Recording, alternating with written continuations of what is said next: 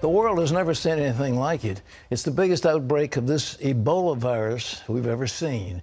But the experts are saying the brutal epidemic could get far worse, condemning even more people to a hideous death, especially if that virus becomes airborne.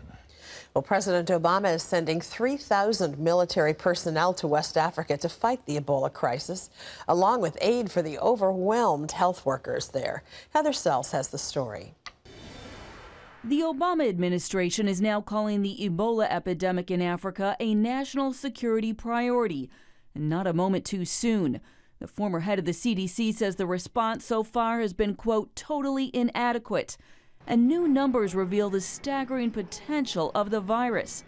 In the journal Eurosurveillance, a publication by the European equivalent of the CDC, scientists say that if current trends continue, anywhere from 77,000 to 277,000 more people could become infected, and all by the end of this year.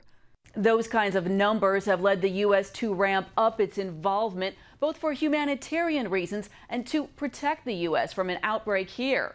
We're going to have to get U.S. military assets just to set up, for example, isolation units and equipment there to provide security for public health workers surging from around the world.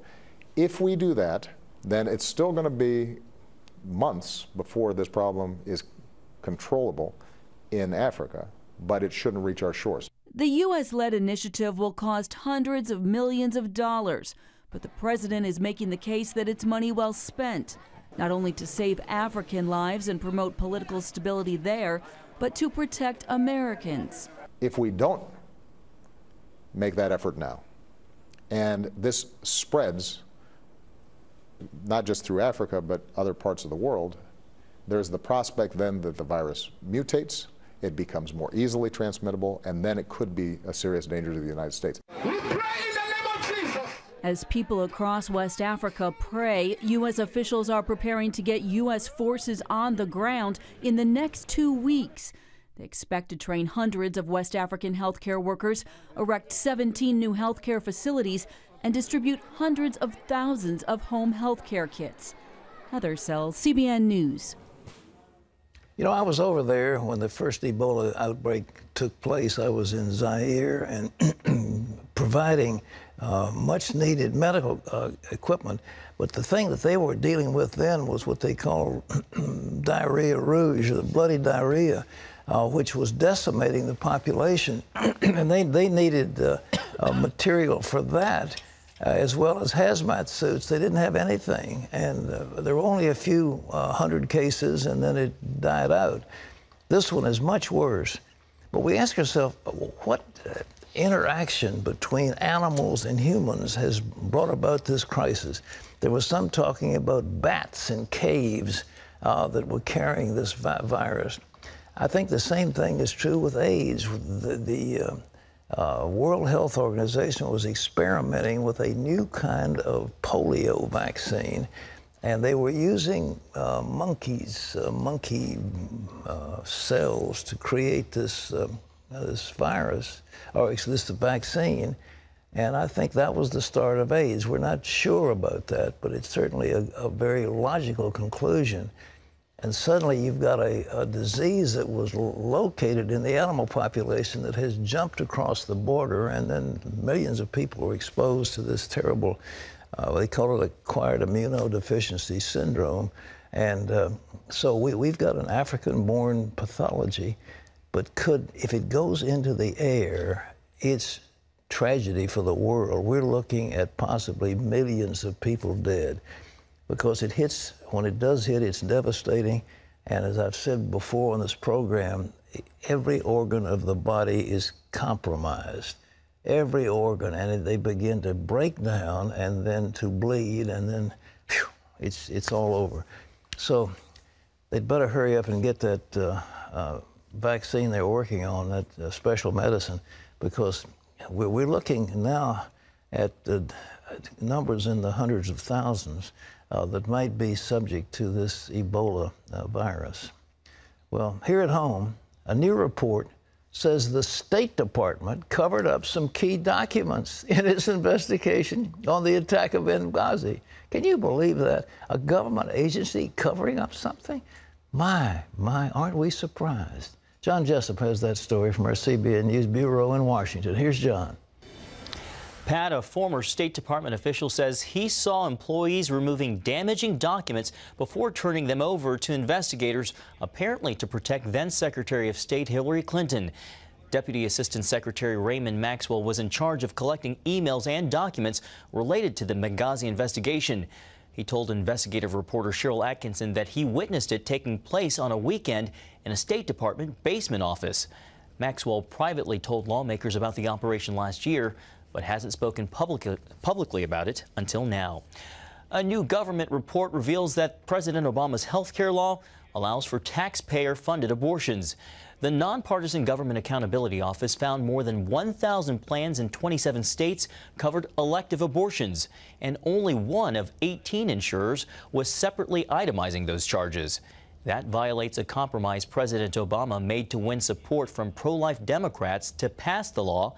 It also departs from a long-standing law that bars taxpayer money from being used for abortions. Several potential Republican presidential candidates are showing their support for a controversial abortion bill.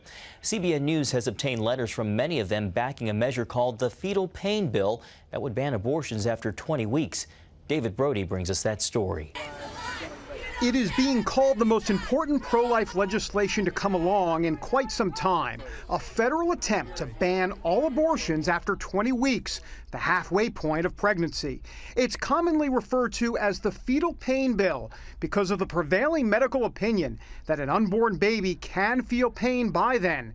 Senator Lindsey Graham is the main sponsor of the bill. If you're telling parents to sing to the baby because they understand your voice, really, should we be aborting a child at that stage in the pregnancy? I don't want anybody carrying the Republican banner that doesn't get this. That's why Graham, along with pro-life groups like the Susan B. Anthony List and National Right to Life, are pressuring possible Republican presidential contenders to get behind the bill, even though many Democrats and pundits will consider it toxic. And the response so far? Great response. All the major candidates, I think, will be with us. CBN News has obtained those letters of support.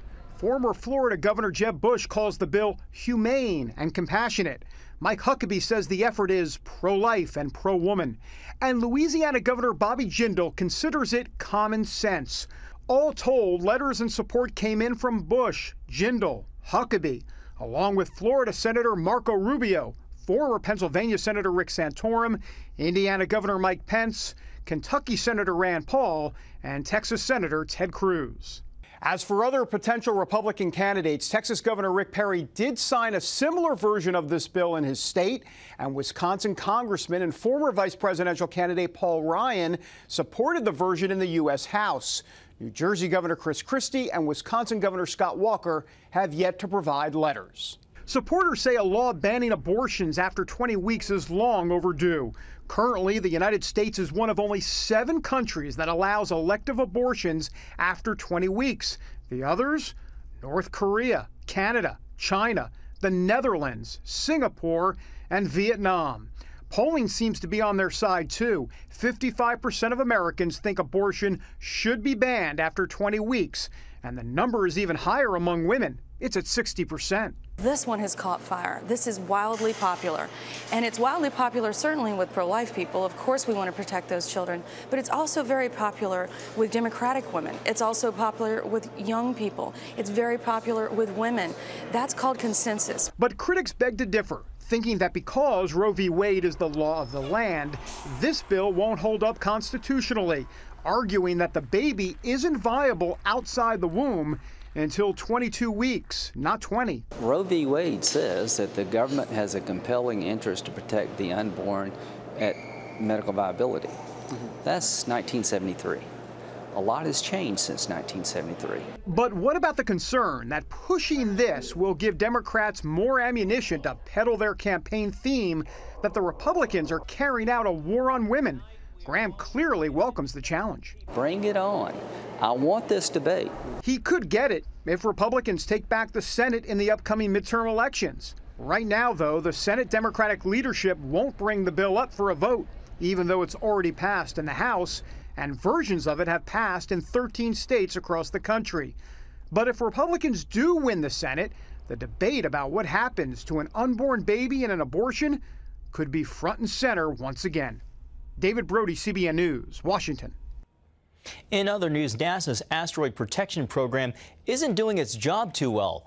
The program is supposed to identify potentially dangerous space rocks that could hit the Earth, but the agency's inspector general says the program needs to be better organized and managed. The asteroid protection program was supposed to find 90% of objects close to Earth bigger than 460 feet across by the year 2020.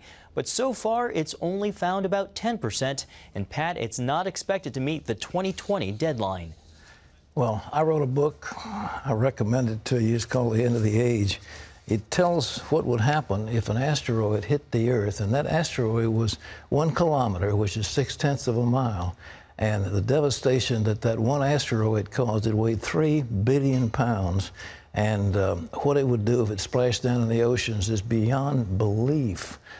Just one big old hunk of rock. That's all it would take to devastate this planet.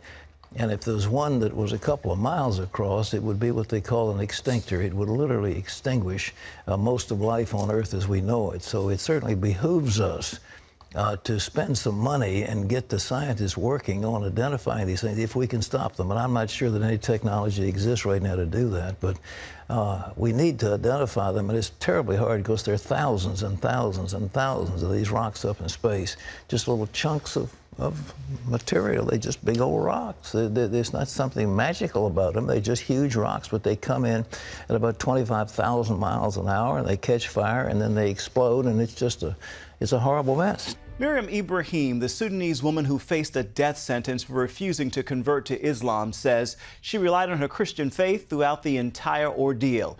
In an interview on Fox News Channel's The Kelly File, Ibrahim says she refused to recant her faith, even if it meant death. In Ibrahim's words, faith means life. If you don't have any faith, you are not alive.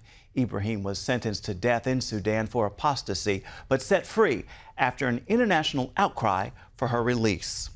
A new law in Missouri bans schools from electronically tracking students. The measure bans schools from tracking students with radio frequency identification technology, or RFID, which use radio waves to follow the location of a small chip, which sometimes embedded into the card or a badge. The ban joins the growing pushback and legislative moves in other states aimed at protecting electronic privacy.